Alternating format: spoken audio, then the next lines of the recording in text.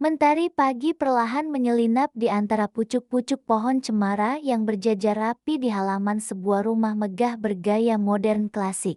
Cahaya keemasan itu memantul pada dinding marmer putih dan jendela kaca tinggi yang mengelilingi bangunan tersebut, menciptakan suasana hangat yang kontras dengan kemewahan yang kaku. Rumah itu milik seorang pengusaha ternama bernama Bramantio Wiratama. Pria berusia 46 tahun yang dikenal sebagai sosok disiplin, tegas, dan penuh wibawa di dunia bisnis. Banyak orang segan kepadanya. Karyawannya menghormatinya. Para mitra bisnisnya mengagumi ketajaman pikirannya dalam mengambil keputusan. Namun di balik reputasi kerasnya, Bramantio menyimpan sisi yang sangat berbeda. Di dalam rumah megah itu, ia hanyalah seorang anak yang ingin terus membahagiakan satu-satunya orang yang paling berarti dalam hidupnya, yaitu ibunya, Nai Ratnawati. Pagi itu, Bramantio duduk santai di beranda lantai 2. Secangkir kopi hitam hangat berada di tangannya. Uap tipis mengepul pelan, berpadu dengan udara pagi yang sejuk. Tatapannya kosong sejenak, memandang taman luas di bawah sana. Taman yang sengaja ia bangun karena ibunya menyukai bunga-bunga. Wajahnya tampak tenang. Kehidupan telah memberinya hampir segala hal yang diimpikan banyak orang: kekayaan, kehormatan, dan kekuasaan. Namun bagi Bramantio, semua itu hanyalah titipan. Ia tidak pernah melihatnya sebagai pencapaian pribadi semata. Baginya, keberhasilan hanyalah sarana untuk satu tujuan sederhana: memastikan ibunya menjalani masa tua dengan bahagia dan nyaman. Di dalam kamar utama yang berada di sisi timur rumah, Nai Ratnawati duduk di tepi ranjang dengan punggung sedikit membungkuk. Rambutnya yang telah memutih tersisir rapi, diikat sederhana ke belakang. Wajahnya yang mulai dipenuhi kerutan tetap memancarkan kelembutan yang menenangkan siapapun yang melihatnya. Wanita itu sedang memandangi sebuah kotak kayu kecil di pangkuannya. Sesekali ia membuka tutupnya, lalu menutup kembali dengan ragu, seolah mencoba mengingat sesuatu yang perlahan memudar dari ingatannya. Belakangan, daingat Nai Ratnawati memang mulai menurun. Ia sering lupa menaruh barang, lupa jadwal minum obat, bahkan terkadang mengulang pertanyaan yang sama dalam hitungan menit. Namun setiap kali menyadari dirinya lupa, wajahnya selalu menunjukkan rasa bersalah yang mendalam. Tak lama kemudian, pintu kamar diketuk pelan sebelum terbuka. Bramantio masuk dengan langkah ringan, membawa segelas air putih dan beberapa butir obat di atas nampan kecil. "Bu, sudah waktunya minum obat," ucapnya lembut. Nai Ratnawati menoleh. Wajahnya sempat terlihat bingung beberapa detik sebelum senyum hangat muncul di bibirnya. "Ah, iya, Nak. Tadi ibu sudah minum belum ya?" tanyanya pelan. Bramantio tersenyum sabar. Ia sudah terbiasa dengan pertanyaan seperti itu. "Belum, Bu. Ini yang pertama hari ini," jawabnya sambil duduk di samping ibunya. Ia membantu menyodorkan gelas air, lalu menunggu hingga obat itu benar-benar tertelan. Setelahnya, ia mengusap punggung tangan ibunya dengan penuh kasih sayang. Sentuhan itu terasa seperti bahasa tanpa kata yang menyampaikan rasa cinta dan penghormatan. "Bram, kamu sudah sarapan?" tanya Nai Ratnawati. "Belum, nanti kita sarapan bersama di bawah. Ibu mau bubur ayam atau roti gandum?" balasnya. Nai Ratnawati berpikir sejenak, lalu tertawa kecil. "Ibu lupa rasanya bubur ayam yang kemarin, tapi sepertinya enak."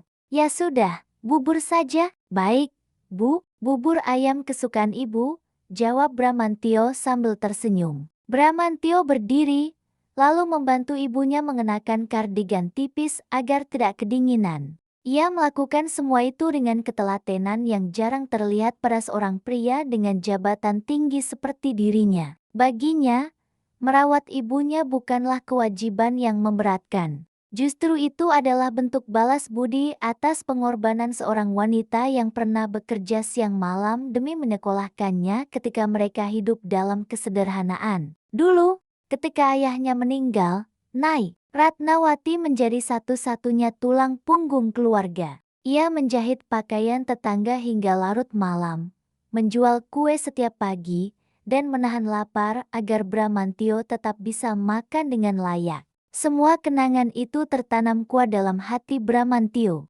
Ia tidak pernah melupakannya, bahkan ketika dunia mengangkatnya menjadi seorang konglomerat. Saat mereka berjalan perlahan menuju ruang makan, Nai, Ratnawati tiba-tiba berhenti. Bram, kita tinggal di rumah siapa? Tanyanya lirih. Pertanyaan itu membuat langkah Bramantio terhenti. Ada perasaan sesak yang muncul di dadanya, tetapi ia menutupinya dengan senyum hangat. Kita tinggal di rumah kita sendiri, Bu, jawabnya lembut. Nai, Ratnawati mengangguk.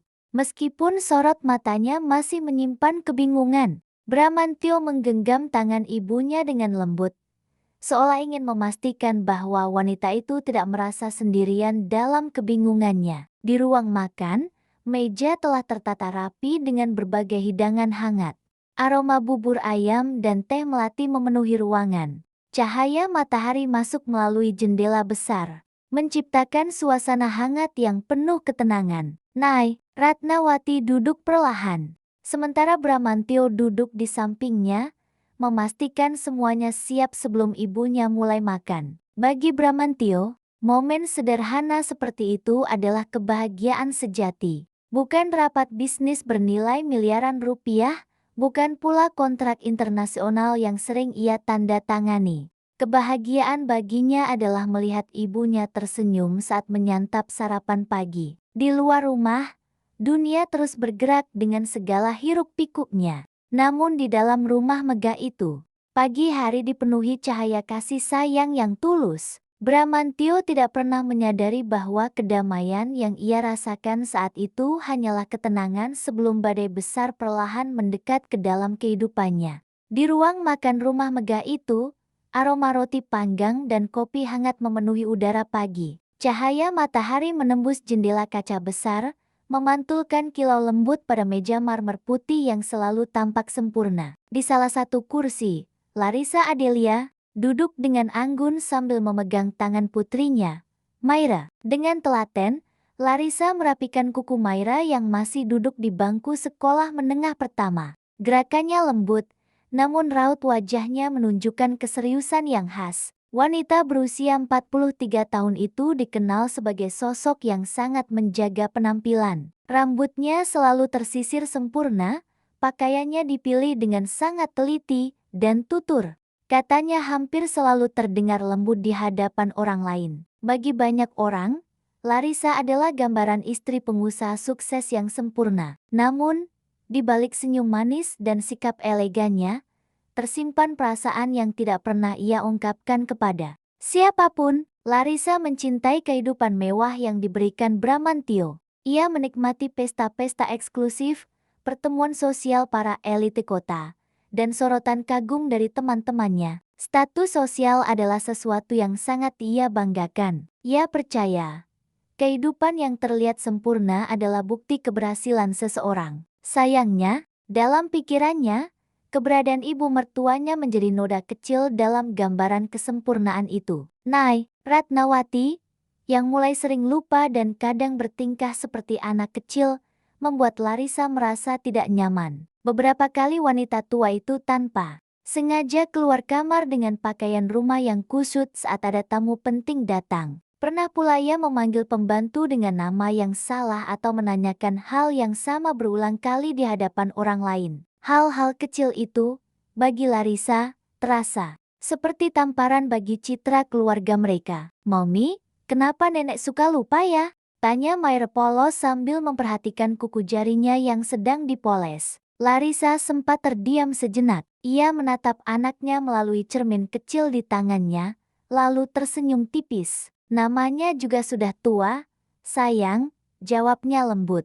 Makanya, kamu harus jadi anak yang pintar dan rapi, supaya tidak seperti itu nanti. Kalimat itu terdengar ringan, tetapi di dalam hatinya, Larissa menyimpan kegelisahan yang lebih dalam. Ia merasa kehidupan rumah tangganya seharusnya berjalan lebih tenang tanpa kerepotan merawat orang tua yang mulai pikun. Meski begitu, Di depan Bramantio, Larissa selalu menunjukkan sikap yang berbeda. Ia sering menanyakan kabar ibu mertuanya dengan nada penuh perhatian. Ia juga beberapa kali menawarkan diri untuk mengatur jadwal obat atau memastikan makanan khusus untuk Nai Ratnawati tersedia tepat waktu. Semua itu dilakukan dengan senyum yang terlihat tulus. Bramantio tidak pernah meragukan ketulusan istrinya. Ia justru merasa bersyukur memiliki pasangan yang tampak begitu peduli kepada ibunya. Namun saat Bramantio tidak berada di rumah, ekspresi Larissa sering berubah. Senyum yang biasanya menghiasi wajahnya menghilang,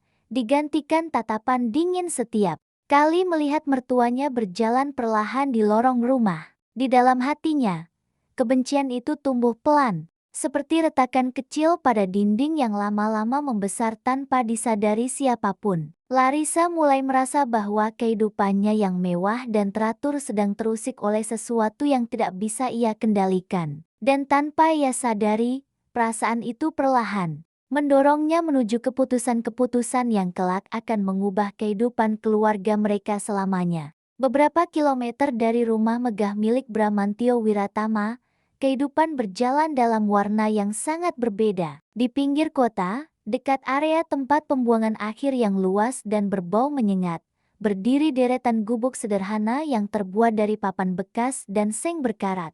Di salah satu gubuk itulah seorang pemuda bernama Fajar Nugraha menjalani hari-harinya. Fajar berusia 22 tahun. Tubuhnya kurus namun tegap, kulitnya legam terbakar matahari, dan wajahnya memancarkan keteguhan yang jarang dimiliki orang seusianya. Ia hidup sebatang kara sejak kedua orang tuanya meninggal beberapa tahun lalu akibat sakit yang tak sempat mereka obati karena keterbatasan biaya. Sejak saat itu, Fajar harus berdiri di atas kakinya sendiri. Pagi hari bagi Fajar dimulai jauh sebelum matahari sepenuhnya muncul. Ia bangun dari tikar tipis yang menjadi alas tidurnya, lalu merapikan gubuk kecil yang sekaligus menjadi tempat ia bernaung dari panas dan hujan. Setelah membasuh wajah dengan air dari jerigen plastik, ia mengenakan jaket lusuh dan sepatu bekas yang sudah mulai sobek di beberapa bagian. Di sudut gubuk, tergantung sebuah karung besar teman setia yang selalu ia bawa setiap hari. Dengan langkah ringan namun pasti, Fajar berjalan menuju lokasi-lokasi yang sering ia lalui. Ia memungut botol, plastik, kardus, kaleng, atau apa saja yang masih memiliki nilai jual. Setiap barang yang ia temukan dimasukkan dengan hati-hati ke dalam karungnya, seolah benda-benda itu adalah harta berharga. Meski hidup dalam keterbatasan, Fajar dikenal sebagai pemuda yang jujur. Ia tidak pernah mengambil barang yang masih jelas dimiliki orang lain. Ia juga sering membantu pemulung lain yang lebih tua mengangkat karung atau berbagi makanan jika rezekinya sedang lebih baik. Baginya, kerja keras adalah satu-satunya jalan untuk bertahan hidup dengan harga diri yang tetap terjaga. Suatu siang, saat Fajar menyusuri jalanan perumahan elite untuk mencari barang bekas di sekitar tempat sampah warga, langkahnya sempat terhenti. Dari balik pagar rumah megah bergaya modern klasik, ia melihat seorang wanita tua duduk di bangku taman. Wanita itu adalah Nai Ratnawati. Rambutnya yang memutih tertiup angin lembut. Ia duduk sambil menatap bunga-bunga yang bermekaran di halaman. Wajahnya terlihat tenang, meskipun sorot matanya menyimpan kesunyian yang sulit dijelaskan. Fajar tidak sengaja menatap ke arahnya. Ia segera menunduk, merasa tidak pantas memandang terlalu lama. Namun saat ia kembali mengangkat wajah, wanita tua itu justru menatapnya lebih dulu.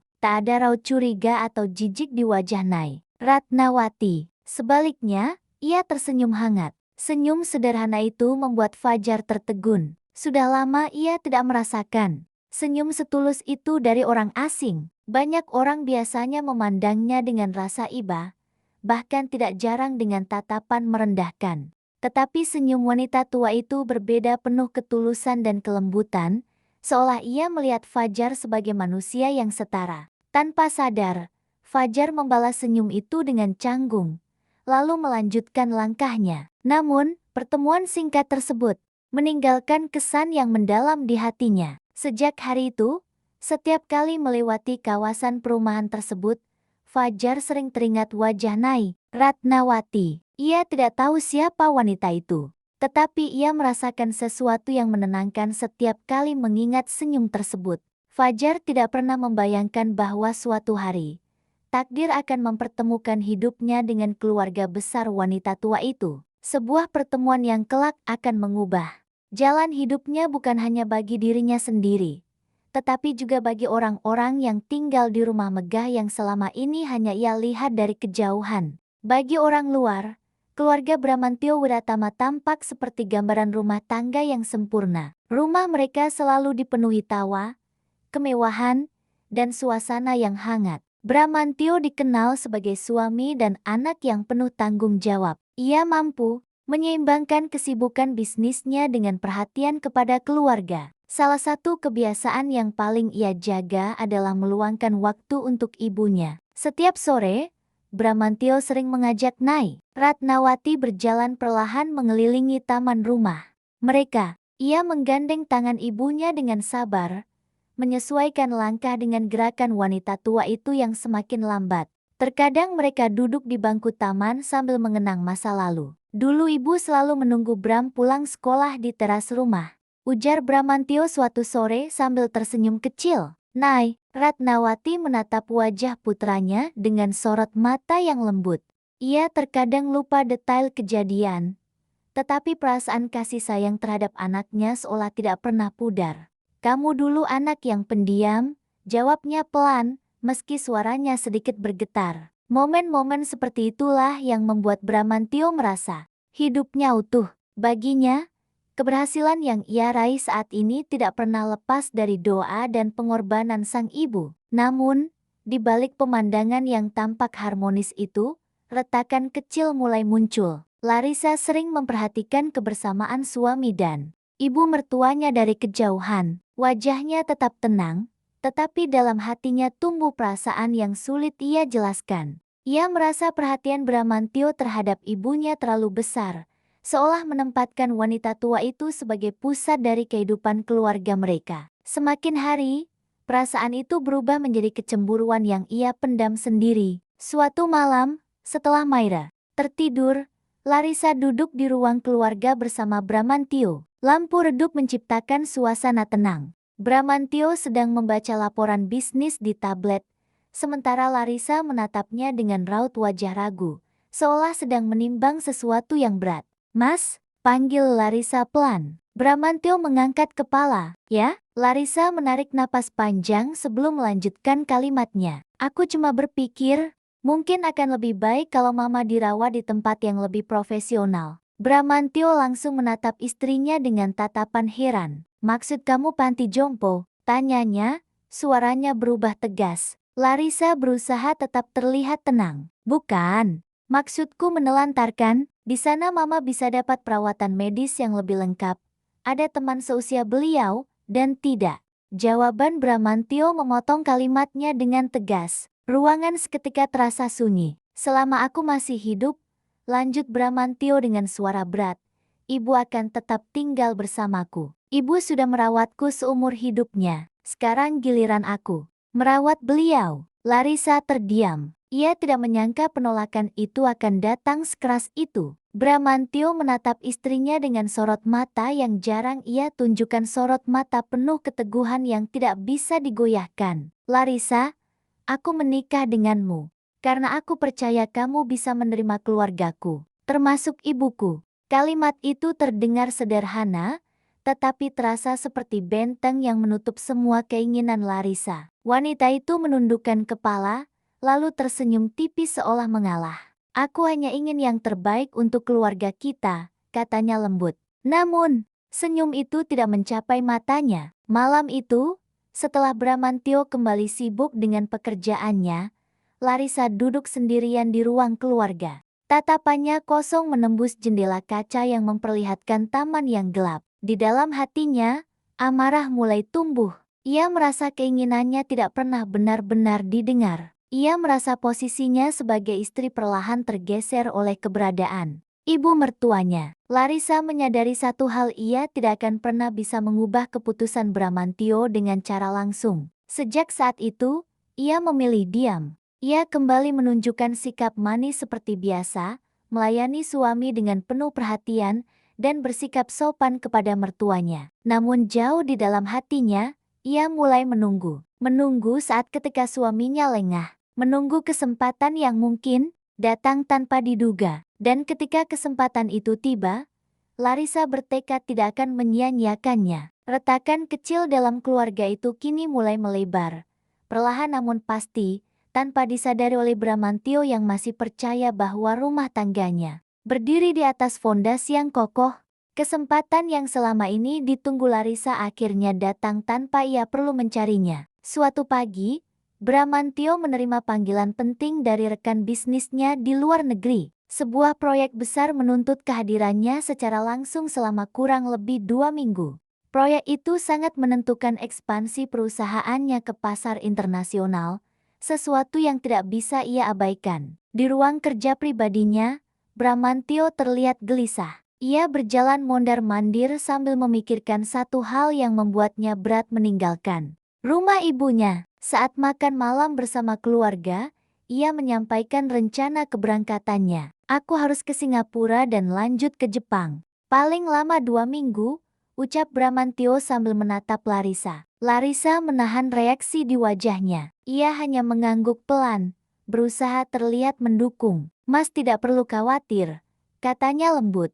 Aku akan menjaga mama dengan baik. Bramantio menatap istrinya dengan rasa lega. Ia menggenggam tangan Larissa dengan penuh kepercayaan. Aku titip ibu padamu, ucapnya tulus. Kalimat itu seperti kunci yang membuka pintu kesempatan bagi Larissa. Beberapa hari kemudian, Bramantio berangkat. Ia sempat memeluk ibunya sebelum meninggalkan rumah. Nai, Ratnawati menepuk punggung putranya dengan penuh kasih, meski sorot matanya tampak cemas. Hati-hati di jalan, nak, katanya lirih. Bramantio tersenyum. Ibu jaga kesehatan.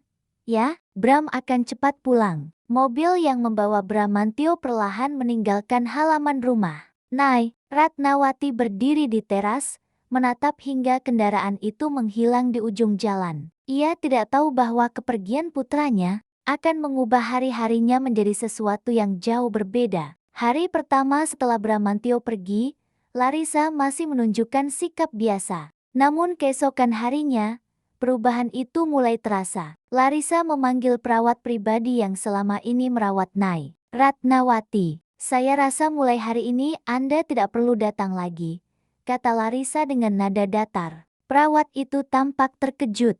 Tapi Bu, kondisi Ibu Ratnawati masih perlu pengawasan rutin, saya bisa mengurusnya.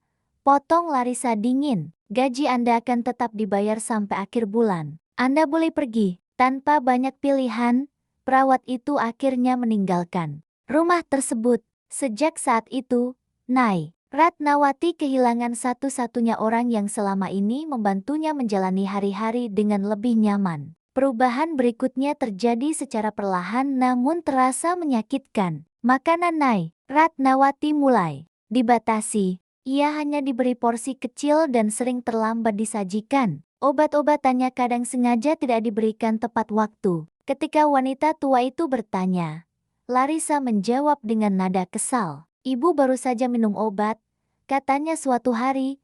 Padahal, Nai, Ratnawati belum meminumnya sama sekali. Nai, Ratnawati hanya terdiam. Ia sering merasa bingung dengan ingatannya sendiri. Ia tidak yakin apakah dirinya benar-benar lupa atau memang belum diberi obat. Hari demi hari, perlakuan Larissa semakin kasar. Ia sering meninggalkan mertuanya sendirian di kamar berjam-jam tanpa ditemani siapapun. Beberapa kali ia berbicara dengan nada tinggi ketika Nai, Ratnawati memanggilnya berulang kali. Jangan manja terus, Bu. Saya juga punya banyak urusan, bentak Larissa suatu sore. Bentakan itu membuat Nai, Ratnawati terdiam ketakutan. Tangannya bergetar pelan saat memegang ujung selimut. Air mata menetes tanpa suara. Ia merasa seperti orang asing di rumah yang dulu dipenuhi kasih sayang. Sesekali, Nai, Ratnawati mencoba menghubungi putranya melalui telepon. Namun Larissa selalu memiliki alasan. Mas Bram sedang rapat, katanya singkat, atau sedang di pesawat, atau sinyalnya jelek. Wanita tua itu hanya mengangguk pelan, meski hatinya dipenuhi rasa sepi yang sulit dijelaskan. Di malam hari, Nai, Ratnawati sering duduk sendirian di ranjangnya. Ia memandang foto lama yang tersimpan di meja kecil di samping tempat tidur foto dirinya bersama Bramantio saat putranya masih kecil. Tangannya menyentuh bingkai foto itu dengan gemetar. "Bram," bisiknya lirih, seolah berharap putranya bisa mendengar panggilan hatinya dari tempat yang jauh. Namun tidak ada jawaban. Di sisi lain rumah, Larissa berdiri di depan cermin besar di kamar utamanya. Wajahnya tampak tenang, bahkan puas. Ia merasa rumah itu akhirnya berjalan sesuai keinginannya. Baginya, ini baru permulaan. Ia percaya, selama Bramantio tidak mengetahui apa yang sebenarnya terjadi, ia memiliki kendali penuh atas keadaan. Dan semakin hari, keberadaan Nai Ratnawati terasa semakin tidak diinginkan di rumah megah itu. Tanpa disadari siapapun, langkah Larissa perlahan mengarah pada sesuatu yang jauh lebih kejam, sesuatu yang kelak akan mengguncang kehidupan mereka semua. Hari-hari di rumah megah itu berubah menjadi ruang sunyi yang dipenuhi ketakutan yang tidak terlihat. Tanpa kehadiran Bramantio, Larissa merasa tidak lagi perlu menyembunyikan niatnya sepenuhnya. Ia mulai menjalankan rencananya dengan cara yang perlahan namun terstruktur. Larissa sadar, jika ia ingin menyingkirkan Nai Ratnawati tanpa menimbulkan kecurigaan, ia harus membuat semua orang percaya bahwa kondisi wanita tua itu memang semakin memburuk. Maka, satu persatu, ia mulai memainkan perannya. Suatu pagi, Nai Ratnawati terbangun dan mencari kacamata baca yang selalu ia letakkan di meja samping tempat tidur. Ia meraba-raba permukaan meja dengan tangan gemetar. Tetapi benda itu tidak ada. "Ibu tadi menaruh di mana?" "Ya," gumamnya bingung. Padahal, kacamata itu sengaja dipindahkan Larissa ke laci lemari yang jarang dibuka. Kejadian seperti itu terus berulang. Tas kecil, sandal, bahkan foto kenangan lama sering tiba-tiba menghilang, lalu muncul kembali di tempat yang tidak masuk akal. Setiap kali Nai Ratnawati bertanya, Larissa selalu menjawab dengan nada yang membuat wanita tua itu semakin meragukan dirinya sendiri. "Ibu sendiri yang lupa menaruhnya," ucap Larissa dingin. Perlahan, Nai Ratnawati mulai percaya bahwa ingatannya benar-benar semakin rusak. Larissa juga sering mematikan lampu lorong pada malam hari. Ia tahu Nai Ratnawati kadang terbangun untuk ke kamar mandi. Dalam kegelapan, wanita tua itu beberapa kali tersandung dan hampir terjatuh. Setiap kali kejadian itu terjadi, Larissa hanya menghela napas seolah lelah menghadapi kelakuan mertuanya. "Ibu, harusnya tidak jalan sendiri," katanya dengan nada menyalahkan. Tidak berhenti sampai di situ, Larissa juga melarang para pembantu rumah tangga membantu terlalu banyak. Ia memerintahkan mereka membiarkan Nai Ratnawati mengurus beberapa hal sendiri, meskipun mereka tahu wanita tua itu sering kesulitan. Namun, perintah Larissa tidak bisa mereka bantah. Hal yang paling menyakitkan bagi Nai Ratnawati adalah ketika Larissa mulai mengontrol komunikasi dengan putranya. Telepon di kamar wanita tua itu sering dipindahkan tanpa sepengetahuannya. Ketika Nai Ratnawati mencoba meminjam ponsel pembantu, Larissa segera mengetahuinya dan melarang keras. "Mas Bram sedang sibuk, jangan membuatnya khawatir," ucap Larissa dengan suara yang terdengar tegas sekaligus dingin. Nai Ratnawati hanya bisa mengangguk. Ia tidak ingin dianggap sebagai beban bagi anaknya. Namun, di dalam hatinya, kesepian itu semakin menyesakan. Sementara itu, di belakang rumah megah tersebut, kehidupan berjalan seperti biasa bagi Fajar. Ia sering melewati area pembuangan sampah kompleks perumahan elit itu karena biasanya banyak barang bekas bernilai jual yang dibuang oleh para penghuni. Suatu siang, saat Fajar sedang memilah sampah, tangannya terhenti pada sesuatu yang terasa berbeda. Ia menemukan beberapa potong pakaian wanita yang tampak masih sangat bagus. Bahannya halus, warnanya elegan, dan jelas bukan pakaian yang biasa dibuang begitu saja. Fajar mengangkat salah satu pakaian itu dan memperhatikannya dengan heran. "Masih layak pakai," gumamnya pelan. Saat ia membuka karung sampah lain, ia kembali menemukan barang serupa: selendang mahal, sepatu wanita yang masih utuh, bahkan sebuah bros tua yang tampak berharga. Hatinya mulai dipenuhi tanda tanya. Ia teringat pada wanita tua yang pernah tersenyum kepadanya di taman rumah megah. Itu, ia pernah melihat Nai Ratnawati mengenakan selendang dengan warna yang mirip dengan yang sekarang ia pegang. Fajar menatap ke arah rumah besar yang menjulang tidak jauh dari tempatnya berdiri. Perasaan tidak nyaman mulai merayapi hatinya. Kenapa? Barang-barang seperti ini dibuang. Bisiknya, ia bukan orang yang suka mencampuri urusan orang lain. Namun, ada sesuatu yang membuatnya merasa bahwa kejadian ini bukan sekadar kebetulan. Sejak hari itu, Fajar mulai memperhatikan rumah tersebut. Dengan lebih saksama setiap kali ia lewat, ia sering melihat jendela kamar di lantai atas tertutup rapat. Kadang ia melihat bayangan seseorang berdiri lama di balik tirai, tetapi segera menghilang ketika ia mencoba memastikan. Perasaan curiga itu tumbuh perlahan, bercampur dengan rasa khawatir yang tidak bisa ia jelaskan. Fajar tidak tahu mengapa hatinya terasa berat setiap kali memandang rumah megah itu. Ia hanya merasa, di balik kemewahan yang tampak indah dari luar, ada sesuatu yang sedang disembunyikan. Dan tanpa ia sadari, langkah kecil rasa curiga itu kelak akan menuntunnya pada peristiwa besar yang mengubah nasib banyak orang.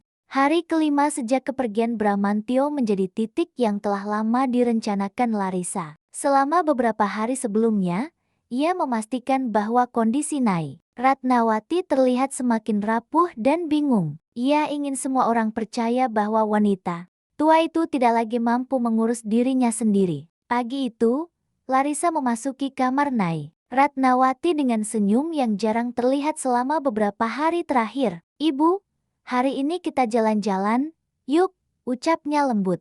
Nai Ratnawati menatap menantunya dengan ragu. Ia tidak terbiasa mendapat perhatian seperti itu sejak Bramantio pergi. Namun ada secercah harapan yang membuat matanya berbinar. "Benarkah, Nak?" tanyanya pelan. Larissa mengangguk sambil membantu wanita tua itu mengenakan kardigan hangat.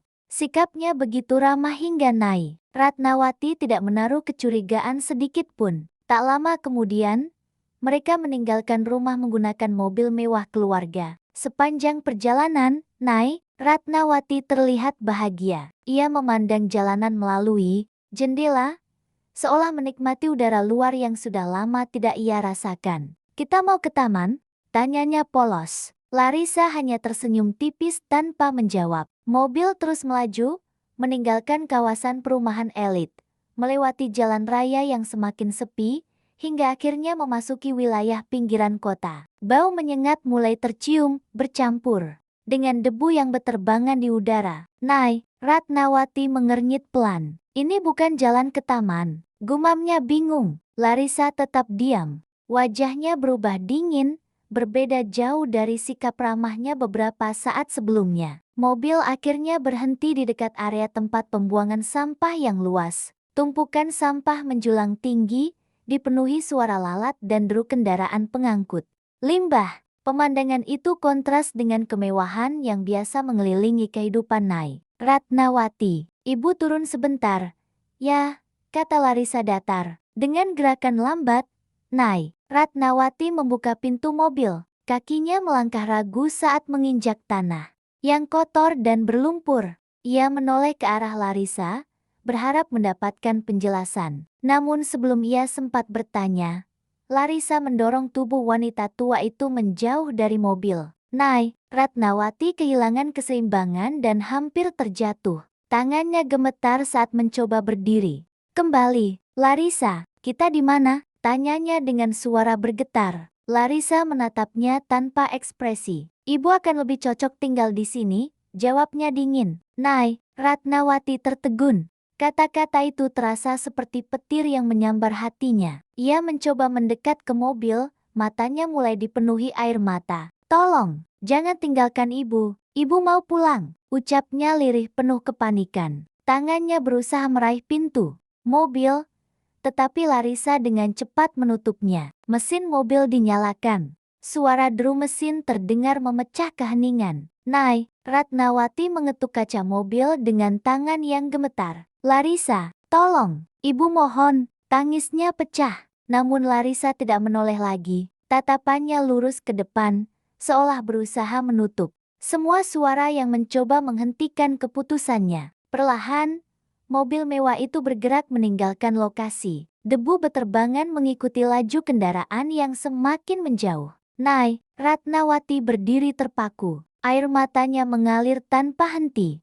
Tubuhnya bergetar, bukan hanya karena ketakutan, tetapi juga karena hatinya hancur oleh pengkhianatan yang tidak pernah ia bayangkan. Ia menatap ke arah jalan kosong, berharap mobil itu kembali. Namun yang terdengar hanya suara angin yang membawa bau sampah dan kesunyian yang menyesakkan. Dengan langkah lemah, Nay, Ratnawati berjalan tanpa arah di antara tumpukan sampah. Sesekali ia memanggil nama putranya dengan suara yang semakin lirih. Bram, Bram, tidak ada jawaban. Langit siang terasa begitu terik, namun bagi Nay, Ratnawati, dunia terasa dingin dan gelap. Ia tidak tahu harus pergi kemana, ia hanya tahu bahwa rumah yang selama ini ia anggap tempat paling aman kini terasa sangat jauh untuk dijangkau. Tanpa ia sadari, dari kejauhan, sepasang mata memperhatikannya dengan penuh keheranan dan rasa iba. Takdir sedang menyiapkan pertemuan yang akan mengubah segalanya. Siang itu, Fajar sedang memilah botol plastik di antara tumpukan sampah ketika telinganya menangkap suara tangisan lirih. Awalnya ia mengira hanya suara kucing atau hewan terluka. Namun ketika suara itu terdengar lagi, ia menyadari bahwa itu adalah tangisan manusia. Fajar segera mengikuti arah suara tersebut. Langkahnya terhenti ketika ia melihat seorang wanita tua duduk lemah di tanah kotor. Tubuhnya gemetar, wajahnya basah oleh air mata. Fajar langsung mengenali wajah itu. Wanita yang pernah tersenyum kepadanya di taman rumah mewah. Nenek, panggilnya ragu. Nay, Ratnawati mengangkat wajahnya perlahan. Matanya terlihat kosong dan penuh ketakutan. Ia tidak sepenuhnya mengenali Fajar. Tetapi kehadiran pemuda itu membuatnya merasa sedikit aman. Dengan hati penuh iba, Fajar mendekat dan membantu wanita tua itu berdiri. Tubuh Nay, Ratnawati terasa sangat ringan dan lemah. Jangan takut, Nek, saya bantu, ucap Fajar lembut. Ia menuntun wanita itu menuju gubuk kecil miliknya di dekat lokasi pembuangan. Di dalam gubuk sederhana itu, Fajar menggelar tikar terbaik yang ia miliki. Ia memberikan air minum dan sepotong roti yang sebenarnya adalah jatah makan siangnya. Meski hidup dalam keterbatasan, Fajar berusaha merawat Nay, Ratnawati sebaik yang ia bisa. Ia membersihkan tangan dan wajah wanita tua itu dengan kain basah, lalu mempersilakannya beristirahat. Beberapa saat kemudian, Nay, Ratnawati menyebut satu nama dengan suara sangat pelan. Bram. Nama itu membuat Fajar mengerti bahwa wanita ini pasti memiliki keluarga. Ia teringat rumah megah yang pernah ia lihat.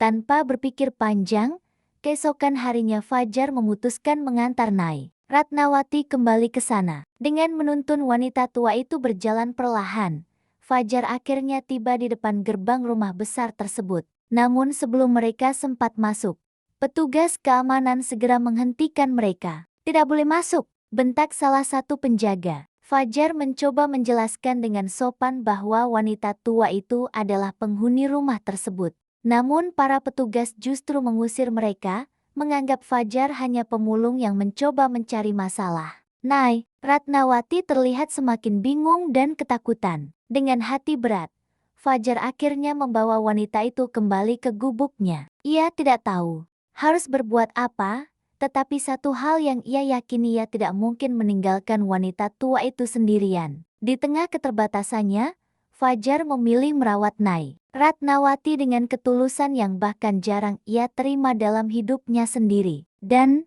tanpa ia sadari, kebaikan kecil itu kelak akan menjadi awal perubahan besar dalam hidup mereka berdua. Hari-hari berlalu dengan penuh kegelisahan bagi Fajar. Ia tahu wanita tua yang ia rawat bukan orang sembarangan. Namun tanpa identitas jelas dan tanpa bukti kuat, ia merasa kesulitan mencari pertolongan. Suatu pagi, Fajar memberanikan diri mendatangi kantor polisi terdekat. Ia menjelaskan bahwa ada seorang wanita tua yang kemungkinan dibuang oleh keluarganya. Ia menceritakan bagaimana ia menemukan Nay, Ratnawati di tempat pembuangan sampah. Namun petugas hanya menatapnya dengan ragu. "Kamu punya bukti?" tanya salah satu polisi. Fajar terdiam. Ia hanya bisa menunjukkan kondisi Nai, Ratnawati yang masih lemah dan sering kebingungan. Tanpa data identitas, laporan Fajar dianggap tidak jelas. Ia akhirnya diminta pulang. Dengan langkah berat, Fajar kembali ke gubuknya. Ia merasa putus asa, tetapi tidak sanggup menyerah. Sementara itu, di sisi lain kota, Larissa justru memainkan peran yang sangat berbeda. Ia berpura-pura panik mencari ibu mertuanya. Poster orang hilang mulai tersebar di berbagai sudut kota, menampilkan foto Nai Ratnawati dengan tulisan permohonan bantuan. Di hadapan media dan para relasi bisnis, Larissa tampak sedih dan penuh air mata. Ia bahkan mengadakan konferensi pers bersama Bramantio yang baru kembali dari perjalanan bisnisnya. Bramantio terlihat sangat terpukul. Ia tidak mengerti bagaimana ibunya bisa menghilang tanpa jejak. Larissa berdiri di sampingnya, menggenggam tangannya seolah menjadi penopang kesedihan suaminya. Di gubuk kecilnya, Fajar melihat poster orang hilang yang terbawa angin hingga tersangkut di dekat tempat tinggalnya. Ia membacanya dengan jantung berdegup kencang. Foto itu adalah Nai Ratnawati. Namun yang membuat Fajar semakin cemas, kondisi wanita tua itu justru semakin memburuk. Nafasnya sering tersengal, tubuhnya semakin lemah, dan kesadarannya kadang hilang. Tanpa berpikir panjang, Fajar memutuskan melakukan satu tindakan nekat. Ia membantu Nai Ratnawati duduk di gerobak sederhana miliknya, lalu mendorongnya menuju pusat kota, tempat konferensi pers keluarga Bramantio sedang berlangsung. Perjalanan itu terasa sangat panjang dan melelahkan, tetapi Fajar terus melangkah dengan tekad yang kuat. Ketika ia tiba di lokasi, kerumunan wartawan dan pengamanan ketat hampir membuatnya menyerah. Namun saat melihat mobil Bramantio hendak meninggalkan tempat acara, Fajar mengumpulkan seluruh keberaniannya. Ia berlari ke tengah jalan. "Berhenti! Tolong berhenti!" teriaknya lantang. Mobil mewah itu mengerem mendadak. Para pengawal langsung bergerak mendekati Fajar, tetapi ia tetap berdiri di depan kendaraan tersebut. Dengan tangan gemetar, Fajar menyingkap kain yang menutupi tubuh Nai Ratnawati di gerobaknya. "Ini, ibu yang kalian cari," ucapnya dengan suara bergetar. Kerumunan mendadak hening. Semua mata tertuju pada wanita tua yang terbaring lemah itu. Dan pada saat itulah, kebenaran yang selama ini disembunyikan mulai menemukan jalannya untuk terungkap. Suasana di depan gedung konferensi pers mendadak hening setelah Fajar memperlihatkan sosok Nai Ratnawati. Para wartawan, pengawal, dan tamu undangan menatap dengan wajah terkejut. Pintu mobil Bramantio terbuka dengan cepat. Ia turun dengan langkah tergesa, seolah tidak percaya dengan apa yang dilihatnya. Saat pandangannya jatuh pada wajah ibunya yang pucat dan lemah, tubuhnya seakan kehilangan tenaga. "Ibu!" suaranya bergetar. Bramantio berlutut di samping gerobak sederhana itu. Ia memeluk Nai Ratnawati dengan hati yang hancur. Air matanya jatuh tanpa mampu ia tahan. Ia menggenggam tangan ibunya yang dingin sambil terus memanggil namanya. Nai Ratnawati membuka mata perlahan. Meski kesadarannya belum sepenuhnya pulih, ia masih mengenali suara putranya. "Bram," bisiknya lemah. Tangisan Bramantio pecah. Ia memeluk ibunya lebih erat, seolah takut kehilangan untuk kedua kalinya. Di tengah suasana haru itu, Fajar berdiri dengan ragu. Namun ia tahu, inilah saatnya mengatakan kebenaran. Dengan suara gemetar, ia mulai menceritakan bagaimana ia menemukan Nai Ratnawati di tempat pembuangan sampah, serta bagaimana wanita tua itu dibawa ke sana. Yang membawa beliau ke sana adalah Ibu Larissa, ucap Fajar pelan namun tegas. Kerumunan langsung bergemuruh, semua mata beralih kepada Larissa yang berdiri kaku beberapa langkah dari Bramantio. Wajahnya memucat, tetapi ia masih mencoba mempertahankan sikap tenang. "Itu fitnah!" serunya. Fajar menunduk sejenak, lalu mengeluarkan sebuah benda kecil dari sakunya. Ia mengangkatnya agar semua orang bisa melihat. Sebuah bros emas dengan ukiran khas. Saya menemukan ini di dekat tempat Ibu Ratnawati ditinggalkan, kata Fajar. Saya pernah melihat Ibu Larissa memakainya. Semua perhatian kini tertuju pada bros tersebut. Beberapa wartawan mulai berbisik, sementara Bramantio menatap istrinya dengan sorot mata yang berubah menjadi dingin dan penuh luka. Larissa mencoba menyangkal, tetapi suaranya mulai bergetar. Ia kehilangan kata-kata saat situasi semakin menekannya. Tatapan banyak orang, terutama tatapan Bramantio, membuatnya tidak mampu lagi menyembunyikan kenyataan. Akhirnya, kebenaran itu runtuh di hadapan semua orang. Bramantio berdiri perlahan. Wajahnya basah oleh air mata, tetapi sikapnya tegas. Ia memandang Larissa dengan rasa kecewa yang begitu dalam. Aku bisa memaafkan banyak hal, ucapnya lirih, tapi tidak untuk pengkhianatan terhadap ibuku. Dengan suara berat, Bramantio meminta pengawal memanggil pihak berwajib. Larissa tidak lagi melawan saat petugas datang. Ia hanya menundukkan kepala, menyadari semua yang ia bangun dengan kebohongan kini hancur dalam sekejap. Setelah itu, Bramantio berbalik menatap Fajar. Pemuda itu terlihat canggung, seolah merasa tidak pantas berada di tengah situasi besar tersebut. Bramantio mendekatinya, lalu menggenggam tangan Fajar dengan penuh rasa haru. Terima kasih. Kamu telah menyelamatkan orang paling berharga dalam hidup saya, ucapnya tulus. Fajar hanya menunduk, merasa semua yang ia lakukan hanyalah kewajiban sebagai manusia. Sejak hari itu, kehidupan keluarga Bramantio berubah. Ia merawat ibunya dengan perhatian yang lebih besar dari sebelumnya. Ia juga mengambil keputusan yang mengejutkan, banyak orang mengangkat Fajar sebagai bagian dari keluarganya. Bagi Bramantio, Fajar bukan sekadar penolong.